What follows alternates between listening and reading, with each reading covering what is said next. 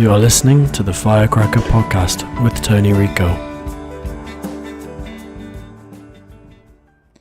We were lucky enough to sit down with travel ball legend Doug Meyers, who's won numerous national championships in his 35 plus years of coaching softball.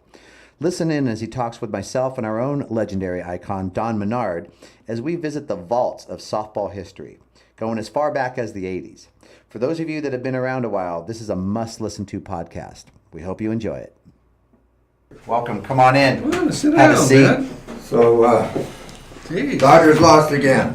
Son of a So, bitch. but they did it in a new fashion, right? Like in the middle of the night or something? They lost it. Well, I fell asleep that early. game didn't start until I went back on at 9 and it wasn't on. Yeah. And I went to bed at about 10:30 and I didn't. Last I heard, Puig hit a home run to put him ahead. They were ahead, and Baez. They're still. Okay, now he's blown it a few times. Yeah, now Right? he has.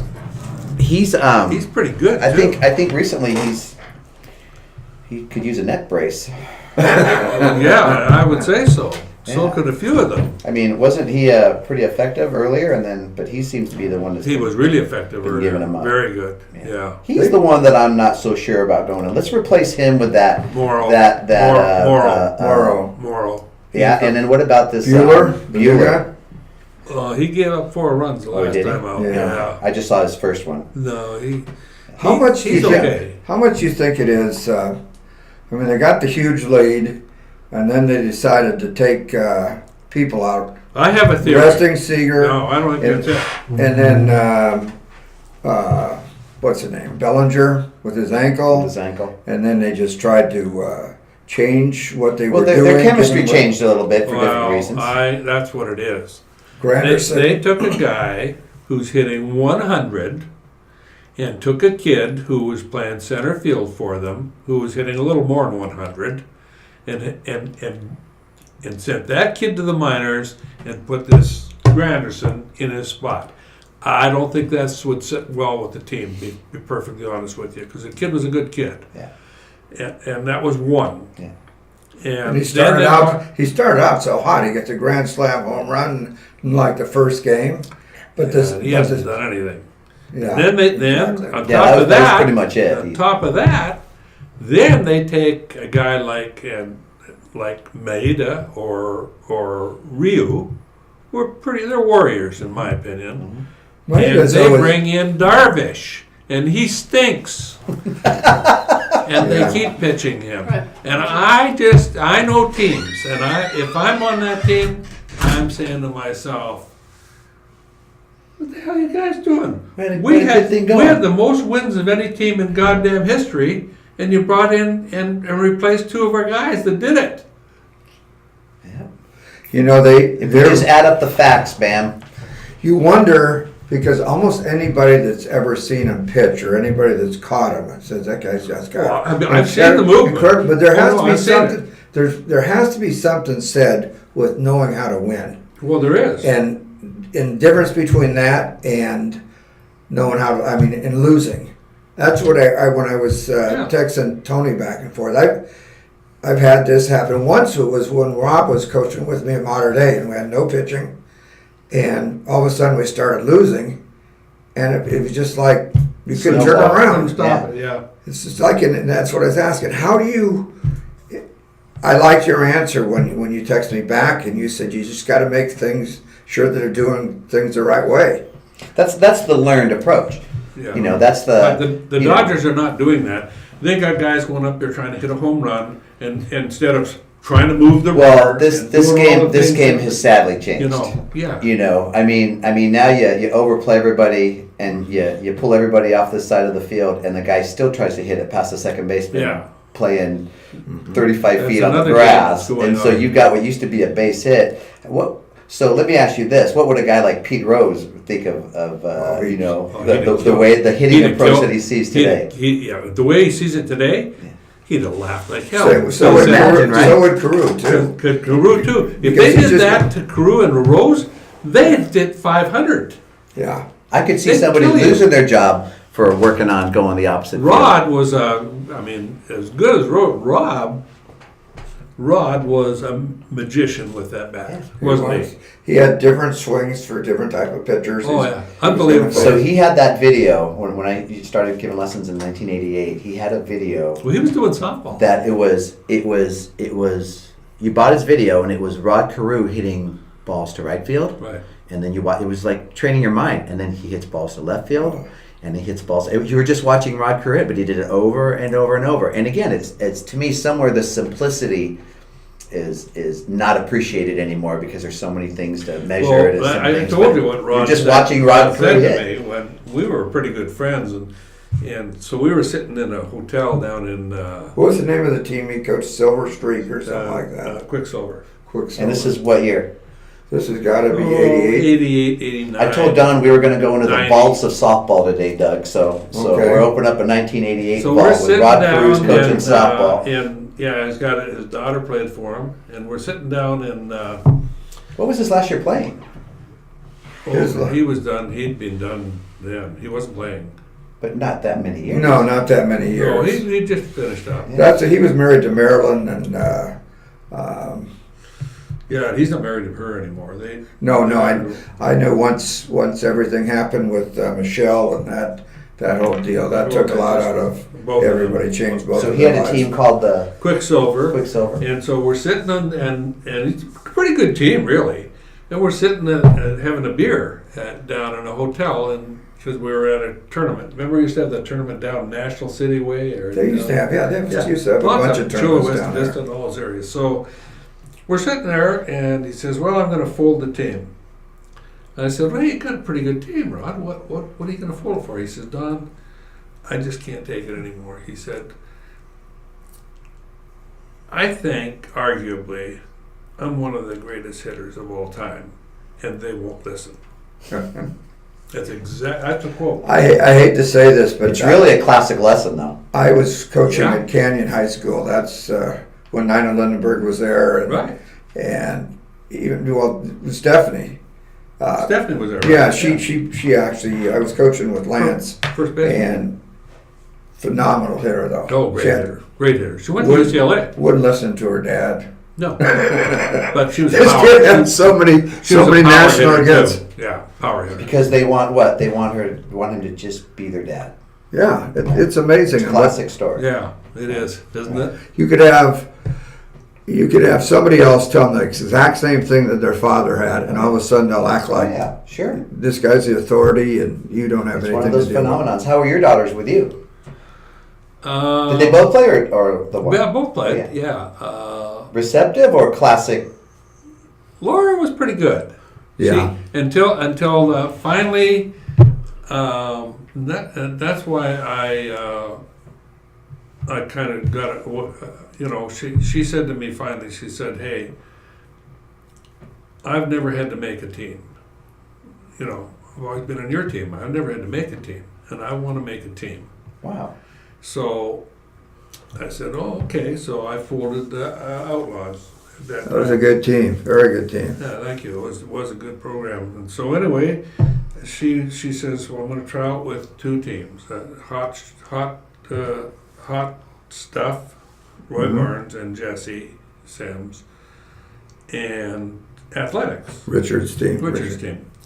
So this is what year now? This is, let me think. what year would that have been? That was, And hot stuff had just come second at nationals. You're talking early 90s? yeah, early 90s, very early 90s. Maybe She 92-ish? actually- Hold it. No, it was It had to have been early 90s. 1990. She coached with me, remember, with Ocean View at 90 and 92, 93. I remember that. She did a heck of a job, And too. it was before me. I got to 18s in 96, so it was before that. Yeah, I was right around 90. And so she Well, I'll she tell you tried out exactly for when both it was. teams. It was 90. 90. Because 89, we had Tammy Loman on our team, and we used Terry Cabada as a pickup player from Hot Stuff. Yeah, she was good. So pitcher, too. Terry's dad came out and helped us at Yeah. Nationals. Yeah. And then the next year, she was, I'm just trying to remember. I think you guys knocked out Gary's team. I did, yeah. And so Gary, that was the only year that Gary. It's the only year qualified. he never went to nationals. Yeah, you beat him. Yeah. How about it? Yeah. He had a great team too. He had the Bergs and all those kids. He was goddamn loaded. He was. Shit. We just got lucky. We had a great. You had what's your name pitching too. Well, I had Carrie Dolan. Yeah. And then he immediately went out and recruited her. Well, I was actually went out. He went and got her. recruited. Yeah. Doug, what was your first year coaching? Well, my first year of coaching was '84 when I started with Los Amigos High School, and that was kind of a crazy moment because I used to work in football, and then my dad died, and I worked with the Chiefs and then with the Saints a little bit. Hank Stram, wasn't it? Yeah, worked for Hank Stram, and then I tried to. My dad died. I tried to get involved with that. I realized I wasn't. So what was your dad's position again with the Chiefs? No, my dad didn't have anything to do with the Chiefs. So he was a salesman. So your relationship with Hank Stram? Well, that my dad and Hank Stram had known each other in college. Okay. They played baseball together, and Hank, of course, was a football player too. And they'd see each other and all that things. And so during the summers, I used to go back to the Chiefs and work as a ball boy. Okay. So finally, after my senior year in college, he asked me if I wanted to become a administrative assistant for the team / gopher. Mm-hmm. So I did everything that year. I worked 80 hours a week, got paid $400 a month, and he told me I should save half my money. So basically, I was sleeping at the stadium. That was the first year that Kansas City had their new stadium. Arrowhead? Arrowhead, exactly. So I would do everything from... wow. I would do the quarterback books because we weren't team tendency charts, film, because that's when videotape really started. And so we had a guy... It was actually doing the filming, and I would be doing video work for them so they could see it back. And then Did you get to know some of the players pretty good? Yeah, Buck Buchanan and who stood out in your mind as good guys, or just? It was just different. I liked them all. People that impressed me was Len Dawson was pretty good. Mm-hmm. Ed Podolak was another guy. Emma Thomas was a very good player. They had Otis Taylor, who everybody loved. Mm-hmm. Have any mean son of a gun walk around? I got a quick story. A sideline. We had Jan Stenrud was a kicker back then. Well, he was a great kicker. And they had these meetings where you break down into offense would go one place, defense would go another place, special teams went this. Basically, kickers didn't do anything. And so Jan Stenrud had this radio show, and he was running late, so he needed somebody to. He was supposed to interview Mike Sensabaugh, who was our safety.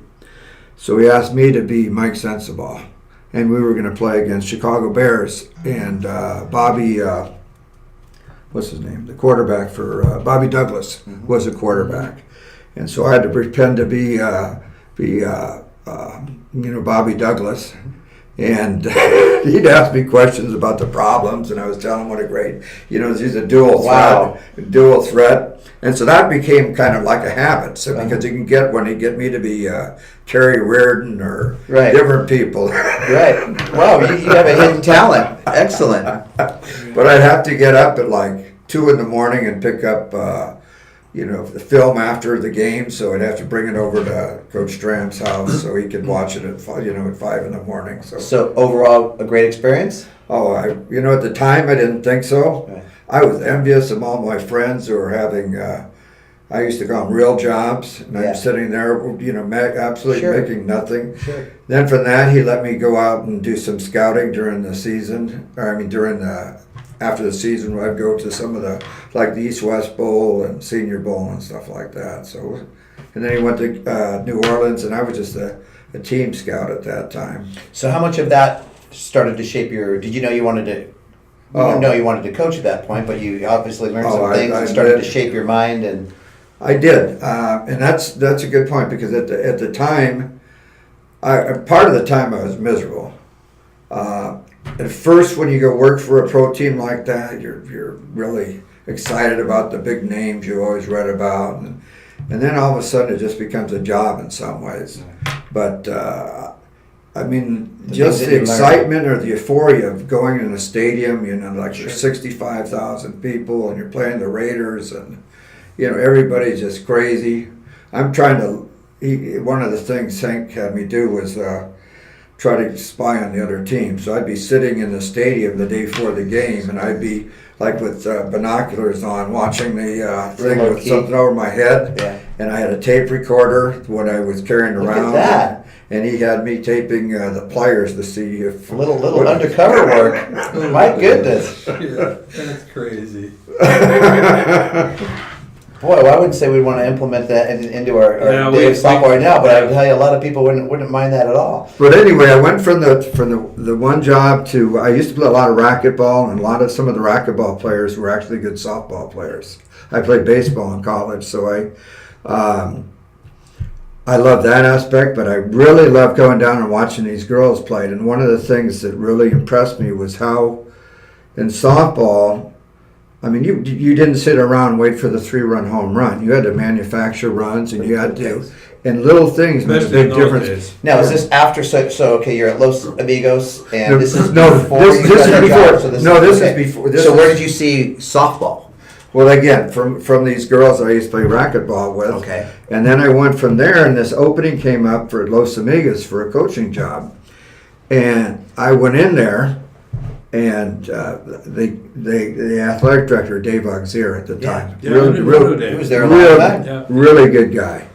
But he and the principal, who absolutely loved football, by the way. But he offered. I wanted to be I said, I'll be a head coach. And then he came back and said I was going to be if it could be a JV coach. They had an opening there. And I thanked him. I said, I really appreciate that, but I just not going to be able to spend the time for a JV coach. And so I walked out to my car, and he met me at the car and said, you're our new varsity coach.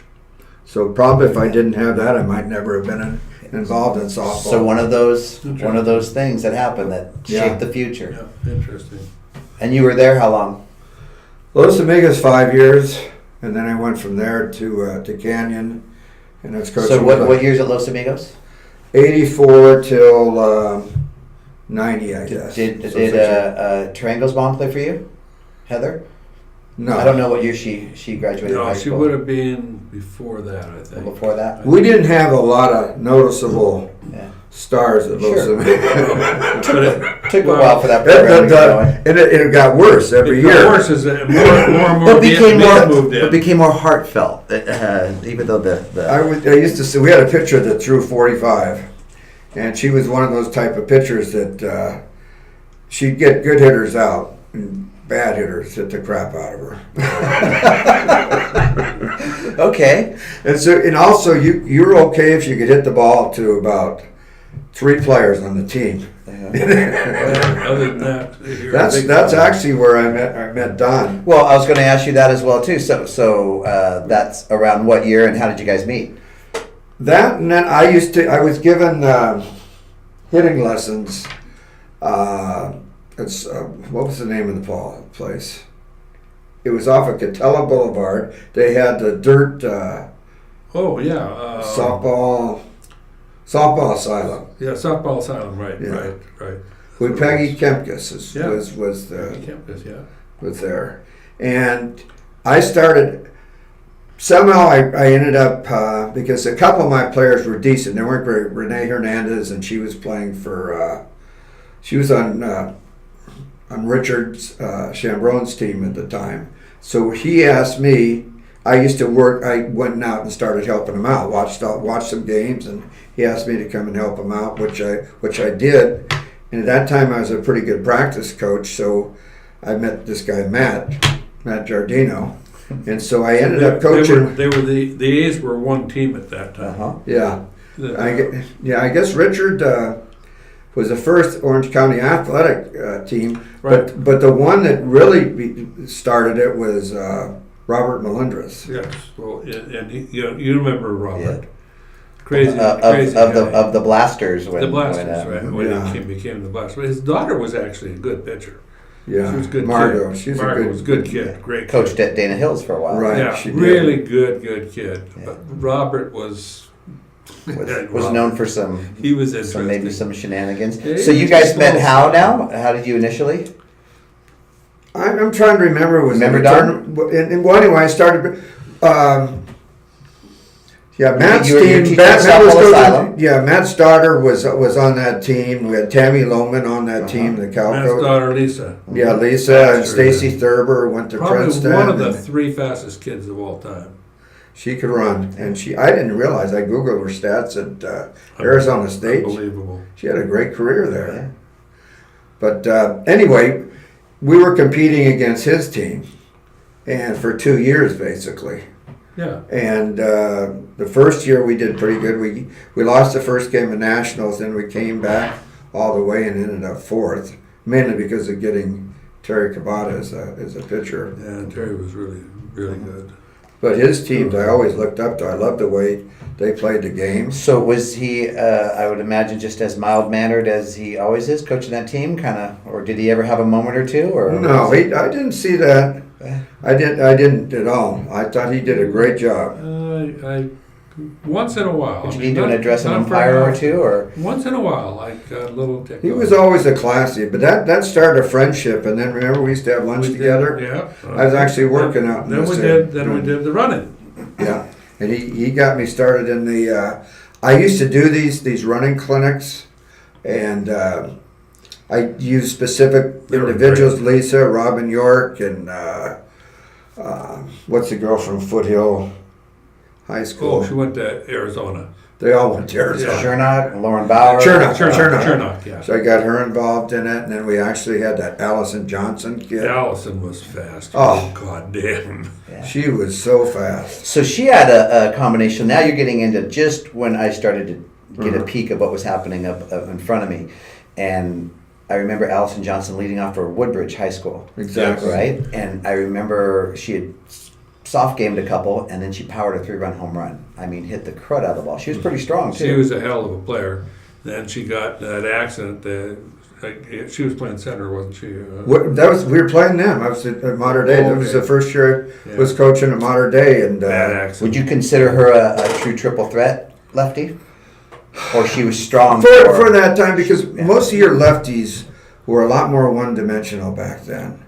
The ball was not the same ball. Right, the And beer bat- ball. And the bat pitching was distance not was the same. closer. You had a lot of dominance. So really, the Bounce the ball was so, because with a De Beer ball, and that's one reason why Foothill was so. Oh, the beer. They had that feel. It was like a trampoline.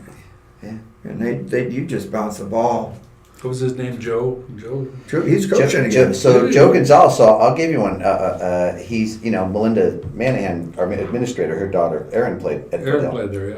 And Joe reached out probably about 3 or 4 weeks ago Really? and inquired about the firecrackers. Really? Which to me it just was the complete reversal of things. So for me, the amount of respect that and I think we've talked a little bit about it. Joe's a good guy. But He the knows amount of what he's respect doing. that I had if you were to think of the dominant high school programs that in my mind, in my experience, it was Modern Day. So it was with you, Doug. It was Rob Weil's teams. He had great Pacific, success, yeah. and you had Joe Gonzalez at Right. Foothill, and he had that polished program. So what year did you start competing against him, and what was that like? He's Against Joe Gonzalez? yeah. Canyon, really. And it wasn't a good relationship at first. I was a lot more hot-tempered back then. Mm-hmm. And I was calling pitches back then too. Uh-huh.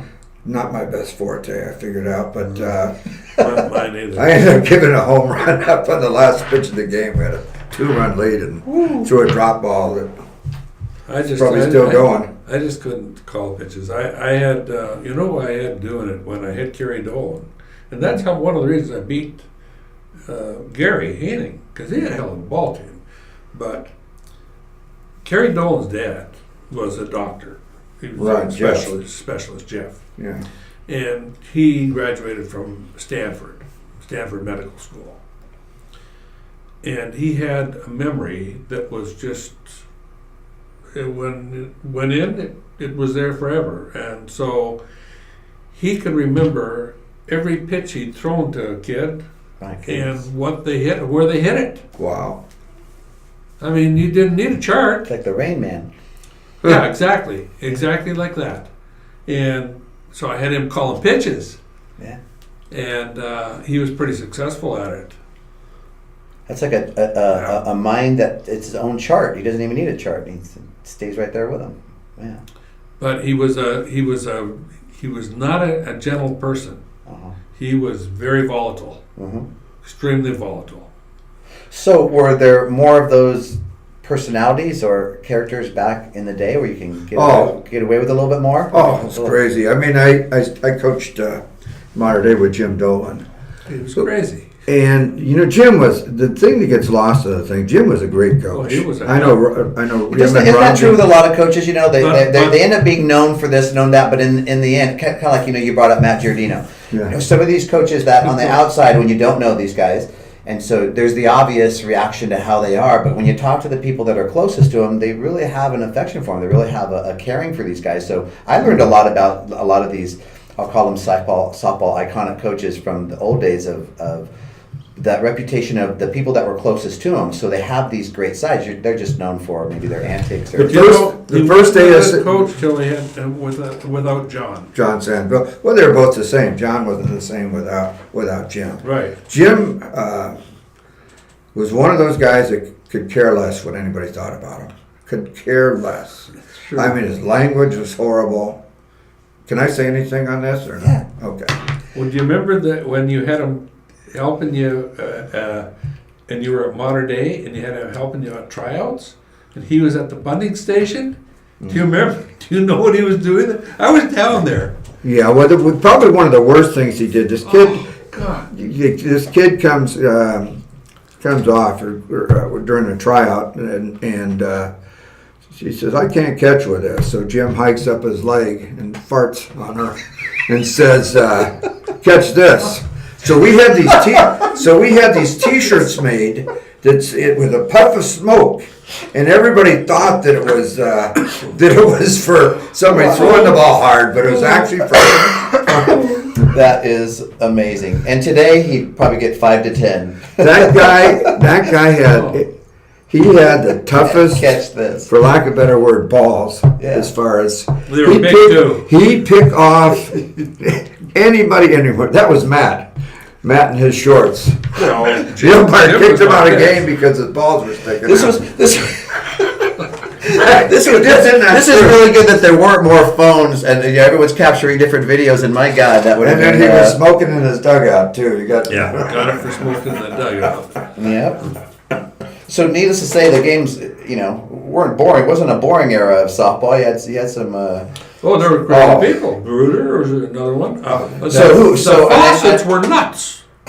The first ASA. Now come on, Dean could have been. I mean, you're talking Dean too. He was a young lad. Well, they used to argue all the time. They fought with each other.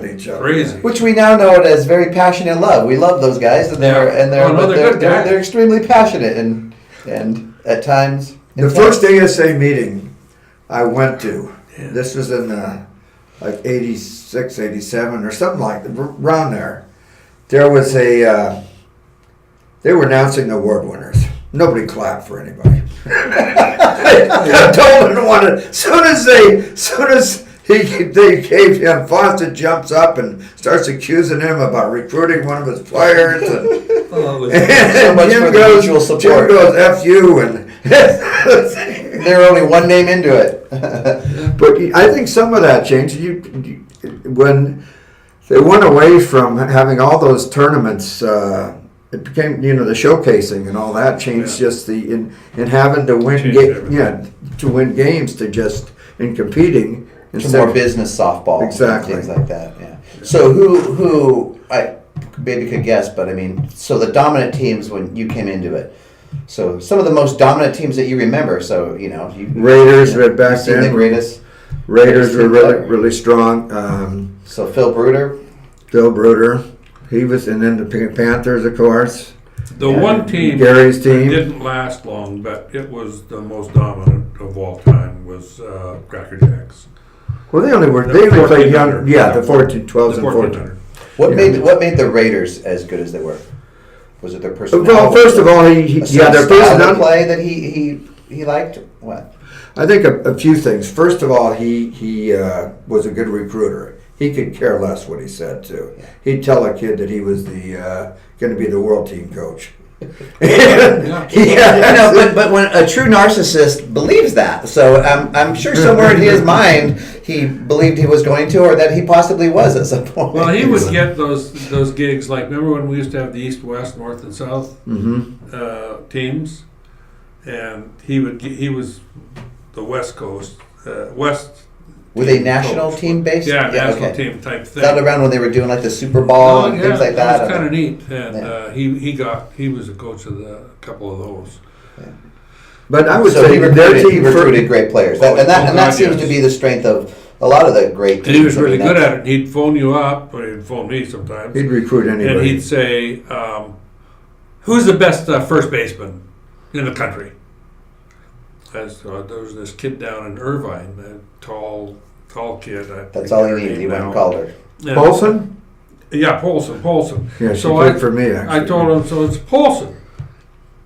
Goddamn, he says, okay, I'll get her. And hangs up. Yeah, he's just getting it for the information. Well, I knew that. I wasn't going to get her. I knew that, so I didn't want to try to get her, be my goddamn guest. Yeah. But that's how he went about getting players. I could not believe the first game I watched him coach. I mean, he was the Bobby Knight of softball, and what a showman. I mean, he would get in anybody's face. He was a tough guy too. Who was that guy that tried to imitate him from the Diamonds? Remember that? Oh, he would run. He would videotape Phil and try to clone everything he did. No, the Diamonds, when I knew them, had that woman. No, this was a different one. These were from NorCal, northern NorCal. Oh, NorCal. Yeah. Oh, okay. I don't know who that was. Yeah, it was the funniest thing I've ever seen. He tried to just copy Phil exactly. He'd run across a diamond and slide toward the fence and just start ranting and raving, and just all alone he'd throw the 3 balls to the different people when they were coming in off of that. But then the Panthers came into being, and they started getting phenomenal players. Oh, yeah. Phenomenal. Well, they were the first fully funded. So that was would you say that was when Lisa Fernandez? That was introduced as far as being a sponsor team and having the leverage to, because obviously you entice a family with. That was my introduction to 18 under. We felt pretty good about ourselves with a little firecracker team coming up, and had it all figured out. 3 years into it, and come back, and by September 3rd, entering our first 18 and under team.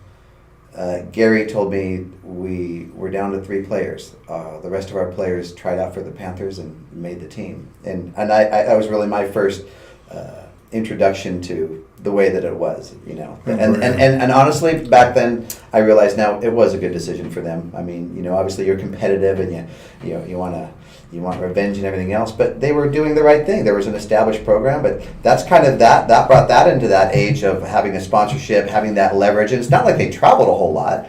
They never did. They didn't So have. it's not like the budget was needed to be $50,000. They didn't go to Colorado. Yeah, they didn't do that stuff. But they were just one of those teams that did everything differently, and Larry by design. Larry Mays would come across as I don't know if he was very paranoid about people seeing any of his practices or the changing of the jerseys. He didn't. If he was at a tournament in Nationals, he didn't practice on any of those fields. Yeah. He warmed up before the game at another field somewhere. Well, I remember Chattanooga. We went to show up to go practice, and we showed up to the park, and there were. I can't tell you how many coaches were just seething, angry in the parking lot. We were like, "What's going on?" Mays reserved all the fields in there, and he locked the gate. So he had all the fields inside the park, and then he had locked the gate so that nobody could come into practice. And so we had a lot of people. That was Hey, Rob. Well, that's crazy. Yeah. Good. The first time I Tony and Doug met you was when I had those kids on my team in Modern Day when they came in. What's up? And they were just raving about one of their coaches, and it was you. It was Kelsey and Robin and Peggy Colin and that whole group. But the inexperience at that point. No. And what I enjoy now as, seeing the confident coaches come up and, you're confident. Yeah, you I'm have a walking, little success. that's about You've won this, you've won that. But I'll get there. I'll be there Sunday. Softball's going to definitely teach you. Mm-hmm. So we always want to make sure that we pause because Don's a very important man. No, you don't have and I'm to do sure that. Rob Weil has a very important question for him right now, which that's who he's called. Oh, okay. Tell him hi. Thank you. Doug says hi. Hey, Rob, we're doing a podcast. What do you say? I said, we're doing a podcast, so now you're being recorded. You have anything to say You're to on everybody? speaker now. Yeah, great podcast. Yeah. You have anything to say to Trotsky?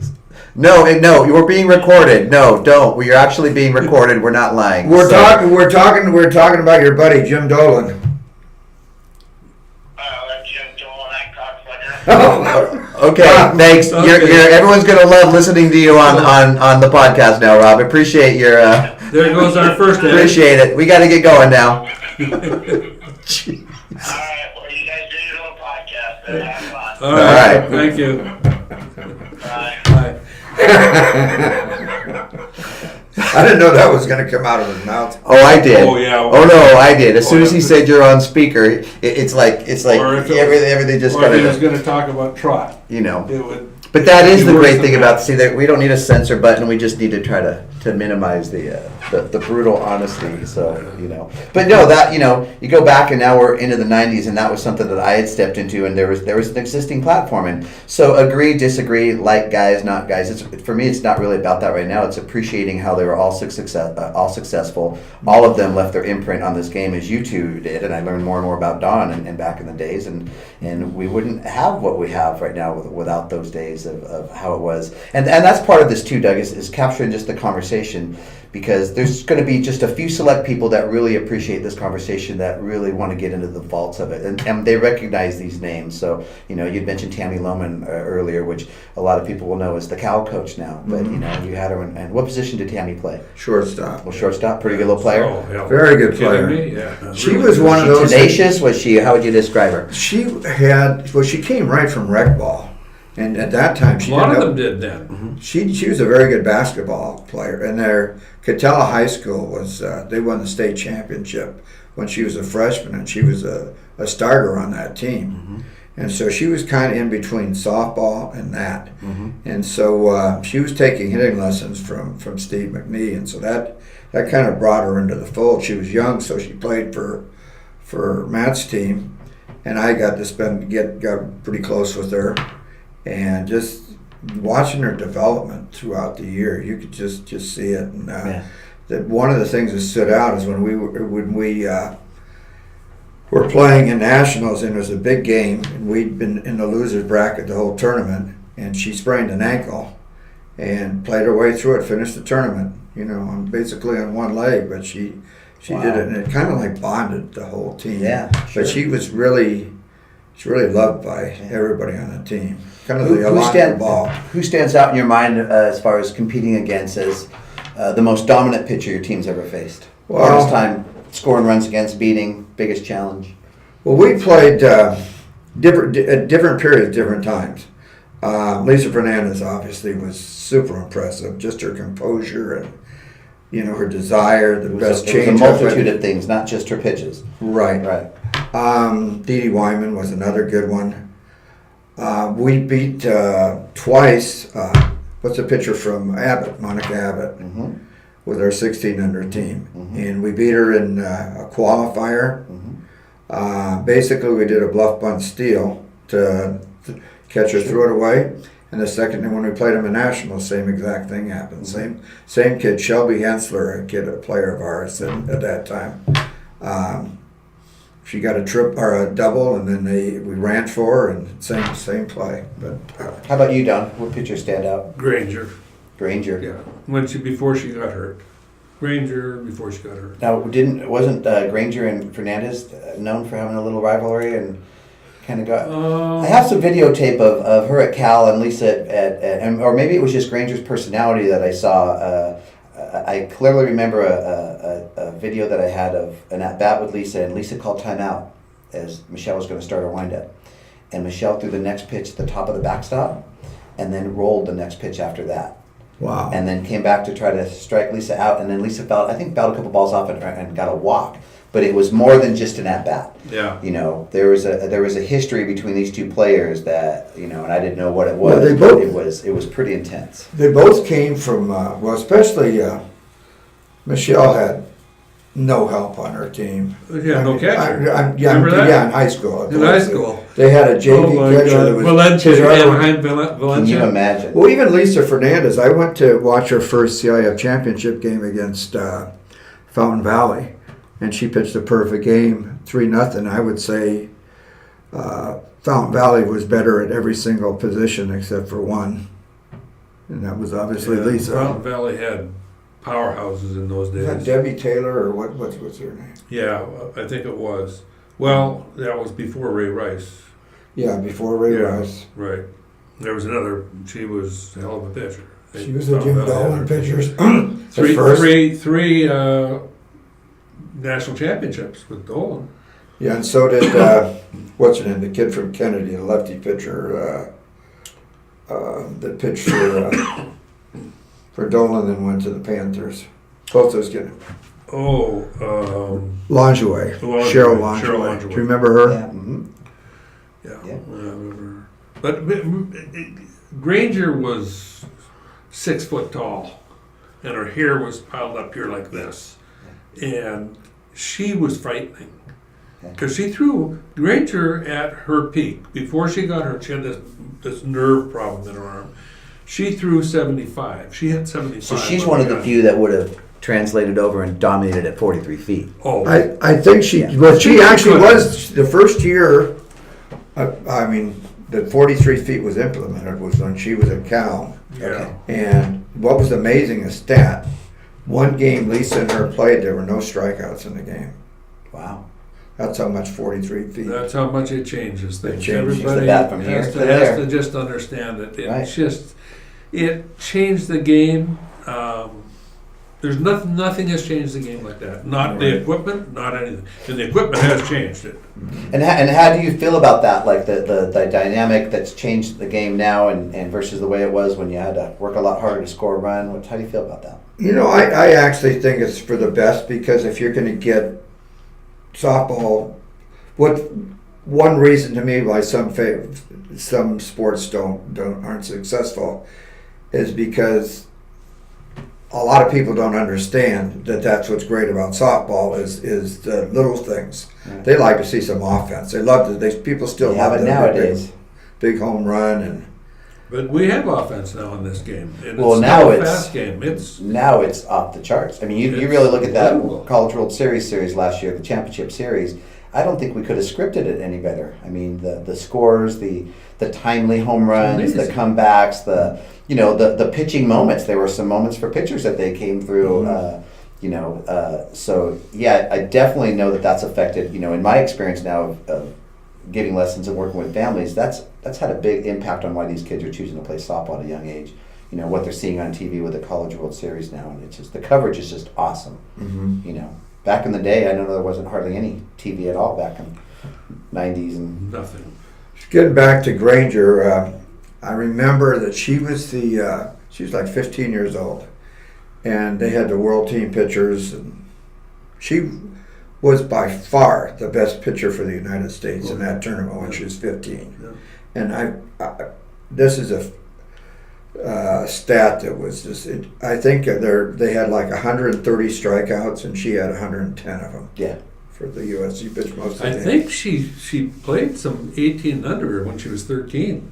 Yeah, she did. She played for Phil. Yeah.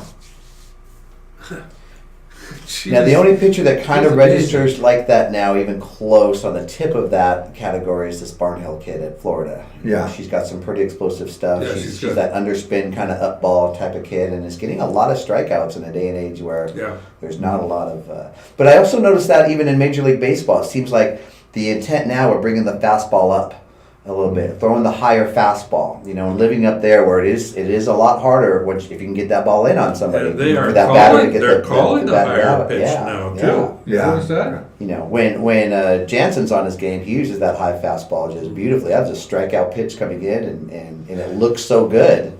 But you don't see a lot of pitchers living up in softball today and getting away with it. Would you agree? Yeah, I agree. Getting back to Jansen, though, he's never in a position over the last month to save games anymore because you have to bring him in earlier. Sure. That's going to be interesting to see how that plays out too. Even Kershaw's, jump back into that. Kershaw's shown a little of He's came back great the first game, but that'll be interesting tonight. Tonight's going to be interesting. He's pitching tonight against Cueto, and Cueto at San Francisco. When they play up there, it's pretty good. But I like Cueto. do you think part of this too with that Dodgers thing is that teams that play the Dodgers, especially from their division, are really they would just want to bury them. They're smelling blood like a shark. Well, isn't that the great thing about competition, though? Again, to kind of go back and forth between our softball and what's happening in baseball. I've mentioned all the time. You can take a number 1 ranked team in the country and a number 200th ranked team in a qualifier or a national championship, and if it's 1-1 in the 5th inning, anybody can win that game.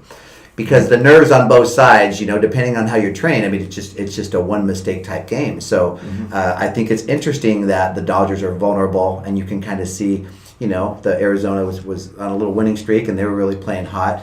But I also think I have the confidence as a fan that everything's going to be okay. But I'm not ignorant to the fact that these teams have a lot more information on their hitters now. They have these rookies coming up, and you didn't have much information on them. And I don't see how Bellinger's going to get a pitch on the middle of the inside half of the plate for a strike, since he absolutely crushes that pitch. And again, that's just how I would play it. Who knows? But I think they have more information right now. They have everything from exit velocity to spin rates to the Dodgers. When I went to watch them play last year, they had a shift. Talking about shifts. Where they had the third baseman playing between the first baseman and the second baseman on the outfield grass. And every ball hit on these hitters was right exactly where they were placed. How often do you run into these 5-person infields against your slapping game? Do you have any teams throw that against you? Actually, we did this year. We did it. Ken Briggs did that. And one of our kids, she was very successful for it. Kelly, our speedster on our team, she got on, I want to say 4 times in a row against her. But she just hit the ball where she's supposed to, but she's just so darn fast, and she just made it a little bit difficult, and she was on. Well, that's how he came back and got Brashear there. Our lefties on our 16s were unable to make that adjustment and hit right into his defense. And usually over a certain amount of plays, you're going to get a couple errors or this or that, but he really managed a good game, and he checked Sean's offense in a way that Sean didn't check back, and so he tipped his cap to him. He did a really good job with that. Let's talk a little bit about the lefty game. So you've had your reputation there, and you've worked with it. When did you start? Did you start right away with the speed game when you got to coaching? That take a little while to develop? When I used to play baseball, I hit from both sides, but this whole speed thing came from. I was just excited because I always felt that speed was such a important factor in all the sports, and I liked. Gary was probably one of the first teams to use that to a lot of success, and I used to just watch and videotape hitters. So you get very intrigued and a student of it, and just owned your craft. And the fact that I actually was for Natasha Watley's first thing, and a hitting coach, and had her bat left-handed. Her dad wanted her to bat right-handed too. And I think one of the problems, and you guys might run into this too, it's a little bit frustrating when you work with some young kids, is that when you work with them and then they still go around and hit right-handed in games, or coaches will have them hit for 1 or 2 pitches left-handed and then switch it back over to the right side. And that way they're doing that. That's what I tell them right off the bat. If you're going to do this, then you probably should find somebody else to work with you, because if you're going to get better at something, you got to do it. You got to use it in games, and you're going to have some failures, and you're going to have. But it's about winning little battles. So to really shy away from it when it's there's a time that they should be gaining their experience in it, and sure, kind of like a safety valve, or to turn back over right-handed with 2 strikes really doesn't make a lot of sense. No, it makes you You're getting an hitter. expanded strikes though, nothing over the really middle, and you're putting yourself farther from first base, but it's a security crutch. I don't like to see when someone's making a decision without ration, without a purpose, or I really, not that there's many of them out there, but we just did something called the super round. But to have a lefty or a righty that can switch. Let's say you're in your toughest game, and this guy's got the scouting report, and you've got 3 at bats with 3 different styles of letting you come up your 4th at bat with a runner on second base and 2 outs. You can give him a right-handed at bat, but it's all on top of what you already know, not in sacrifice of. The more tools you have. I mean, obviously we want kids to just be efficient at just putting the ball in play or getting good pitches. But it's interesting that the mindset that goes with a lot of the skill work is very interesting, because you see that it's counterproductive. Their mind goes in the wrong spot. But today's lefty. There are more power hitting lefties now, because again they're able to get the bat on the ball. Pitchers are a little farther back, and they're able to hit the ball to different parts too. Because back when we started, basically you had to hit everything in the 5-6 hole. Yeah.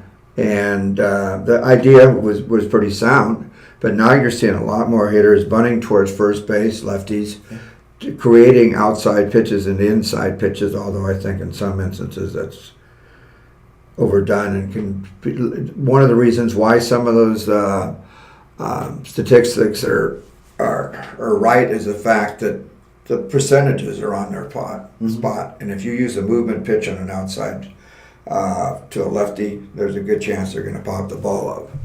What would you say is so kind of along those lines, what type of pitcher or pitch is, but let's say that type of pitcher that's going to give your lefties the hardest time to be probably another lefty pitcher, I think, and part of that is because they don't see him. Yeah. So I always try to have our lefties see live pitching a lot, whether it's in practices. You go, even if they're taking.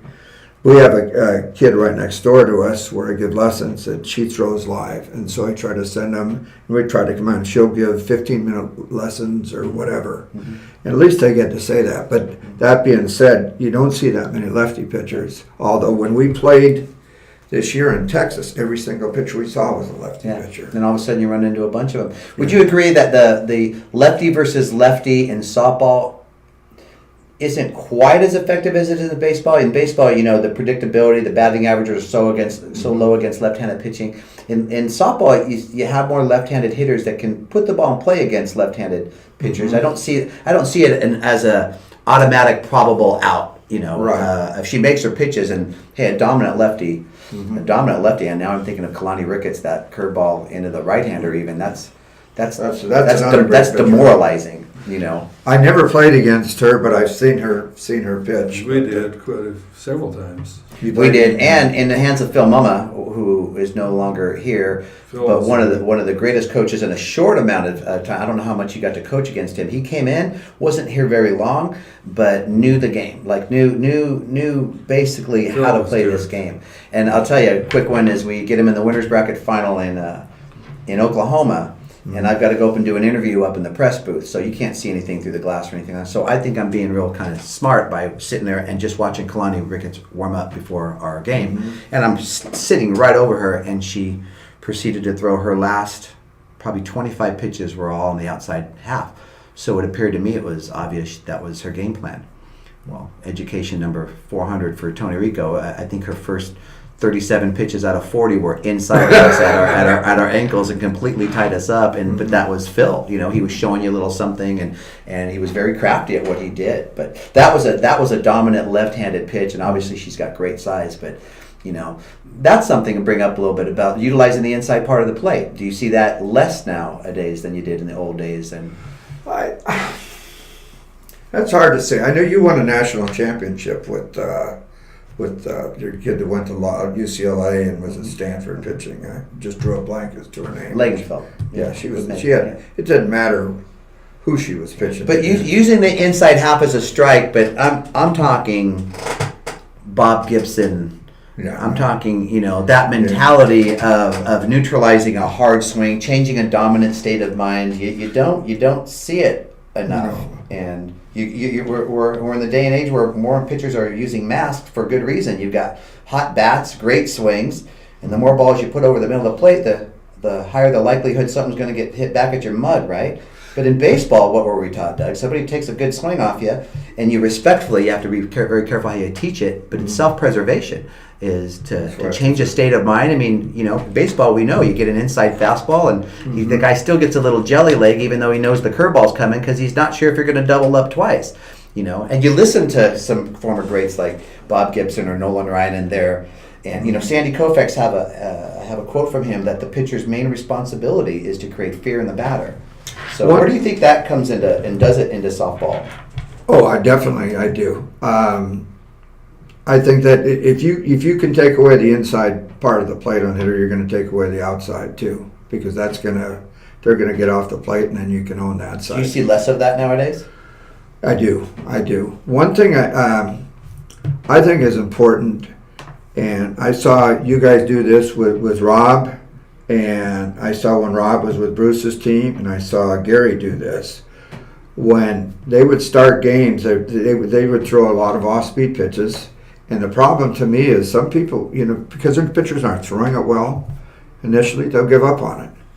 And what happened in every one of those games is at the end of the game, that's what basically made their pitcher so unhittable. It's the fact that you just kept them off balance. Yeah. I think a great changeup. Yeah. But I also see coaches as trying to do the same thing over and over again. And I mean, if you get a batter out once, and the second time up you come back with the same exact formula, you don't see. I think you have to reinvent what you're doing occasionally. Sure. So don't you?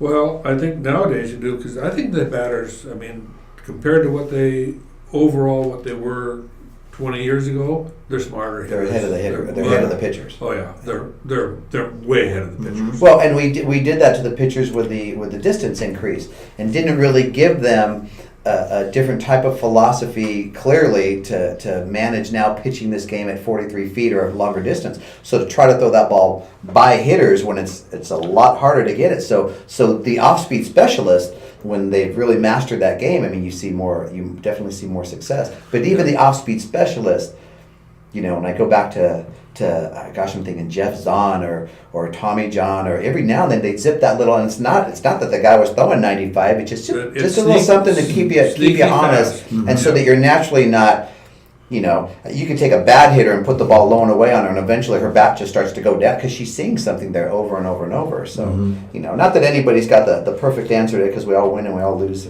certain amounts of games, but there are certain things that go into winning and reasons why, coaches like you have been successful year after year after year. What advice, Doug, would you give to, well-intended coaches coming into this new day and age in softball, but what advice would you give them in being able to create a path for success for themselves? Well, one of the things, and this happened to me, my first experience in softball, again, was at Los Amigos, where we probably lost 2/3 of our game. But that taught me how to coach in a lot of different directions. I had to handle every phase of the game, from calling pitches to working with the infield, working with the outfield, trying to work on base running. I believe that when you get a team, the one thing we did at 16s for years is almost every year we had a brand new team.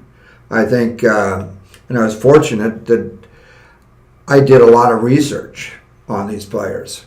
So generally people that I would talk to would tell me something about them, like Mark Gamble, or let's say somebody else who would tell that we were going to get a player from at that time.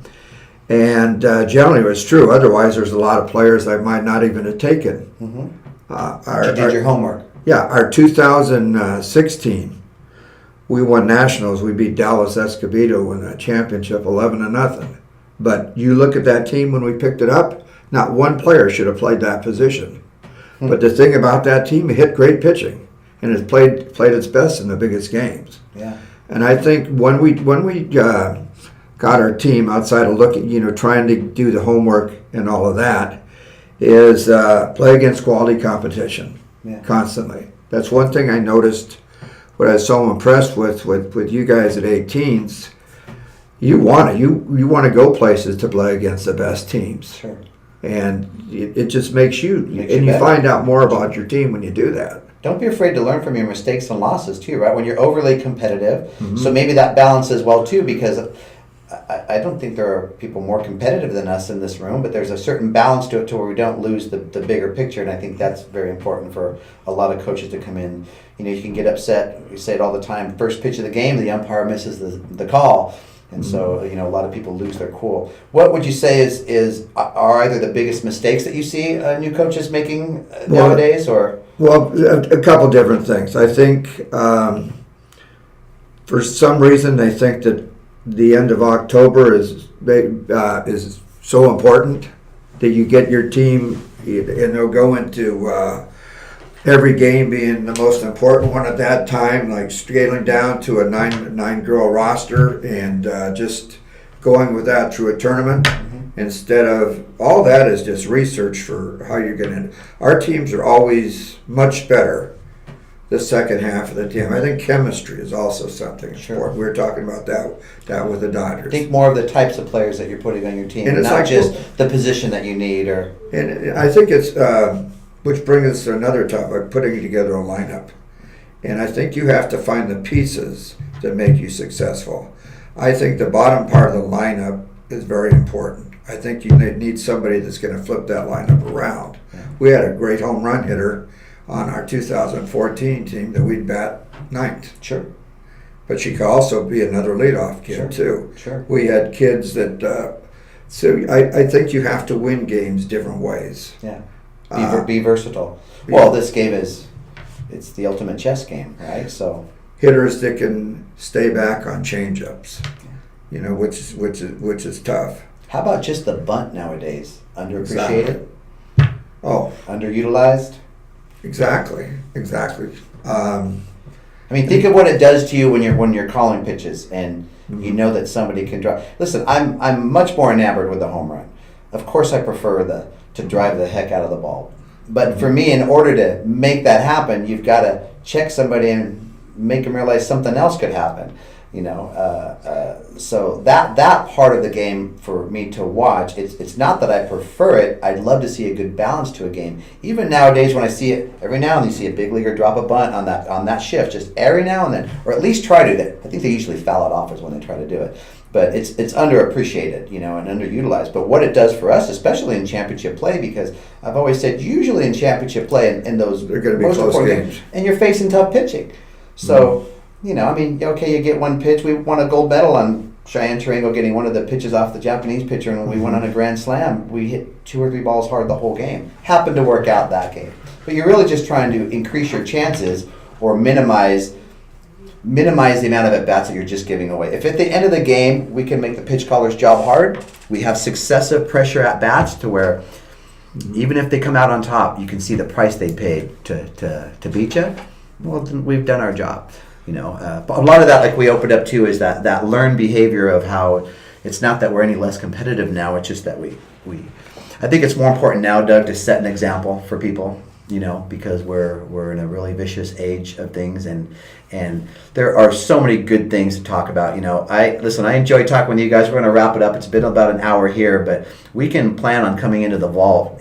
Don comes in on Tuesday, so we'd love for you to join us because there's plenty of stuff for us to talk about. I love it. Fortunately or unfortunately, we get hungry too, so we're going to need to grab some lunch. Can I just mention one thing? Yeah, absolutely.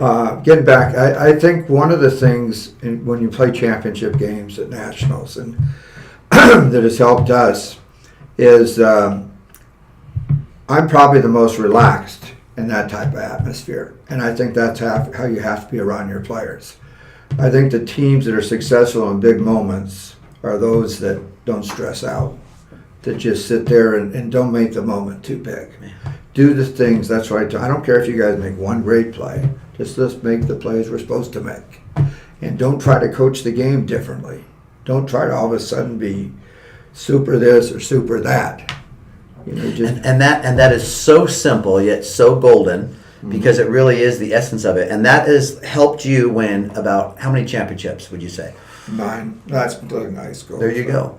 So if you think about it out there, and any coaches that are listening, you know, I know we get enamored, and we sometimes when we pay a lot of money for something, we think it's more valuable because we paid money for this clinic or this or that. But boy, I think there's been some gold advice right here. If someone just heeds it, don't be afraid to appreciate the simple stuff, because it really works. So thanks, guys, and we'll get you back in here, I think. But right now we need to go grab something to eat. So Yeah, that's good. everybody, take care. We'll talk to you next time. Go.